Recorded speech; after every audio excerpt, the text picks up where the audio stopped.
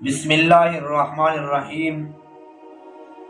تلبیہ کے مسائل چل رہے تھے اور کچھ میں نے بیان کر دیے ہیں اور کچھ ابھی تک باقی ہیں۔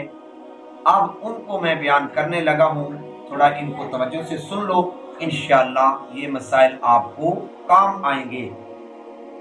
تلبیہ کے الفاظ میں کمی کرنا مکروہ ہے، یعنی کہ مطلب یہ ہے کہ جتنے تلبیہ کے الفاظ ہیں اتنے ہی ادا کیے جائیں، ان میں کمی بیشی نہیں کرنی چاہیے، ورنہ یہ کرنا مکروہ ہے۔ اس لیے اکثر لوگوں کو تو تلبیہ پڑھنا آتی نہیں ہے سیرے سے، کیونکہ زندگی میں ایک مرتبہ کر رہے ہوتے ہیں، تو لہٰذا اس کا کورس جو ہے نا پہلے سے کیا جائے، 1-2 مہینہ پہلے یہ سبق یاد کر لیے جائیں۔ اس لیے یہ مسائل میں ابھی سے بیان کر رہا ہوں، جو میری بہن یا جو میرا بھائی اس کو سن رہا ہے اور حج پہ جا رہا ہے تو ان مسائل کو ابھی سے یاد کر لے، خاص کر تلبیہ کو یاد کر لے، ورنہ اس وقت بندہ پچھتاتا ہے کہ میں نے کیا کیا اور اب میرے ساتھ کیا ہو رہا ہے، وہ احساس کمتری کا شکار ہو جاتا ہے۔ لہٰذا تلبیہ ہر بندے کو آنا چاہیے۔ اچھا، جب کوئی عجیب چیز نظر آئے تو یہ کہے لبیک ان العیش عیش الآخرہ۔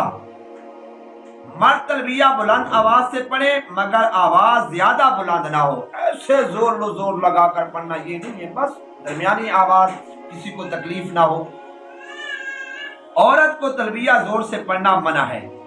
تلبیہ حج میں 10ویں تاریخ کی رمی شروع کرنے کے وقت پڑھا جاتا ہے۔ جب جمرہ عقبہ کی رم شروع کرے تو تلبیہ موقوف کر دے، یعنی کہ اس کو وہاں پر ختم کر دے، اس کے بعد نہ پڑھے۔ عمرہ میں طواف شروع کرنے تک پڑھا جاتا ہے، جب عمرہ کا طواف شروع کرے تو تلبیہ پڑھنا بند کر دے۔ یہ تھے مرد کے مسائل جو میں نے آپ کے سامنے بیان کر دیے ہیں۔ اب عورت کے احرام اور اس کے مسائل جو ہے نا انشاءاللہ ثم انشاءاللہ میں اگلی ویڈیو میں بیان کروں گا۔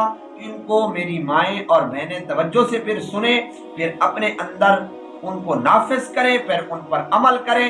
اللہ سے دعا ہے اللہ ہم سب کو عمل کرنے کی توفیق عطا فرمائے۔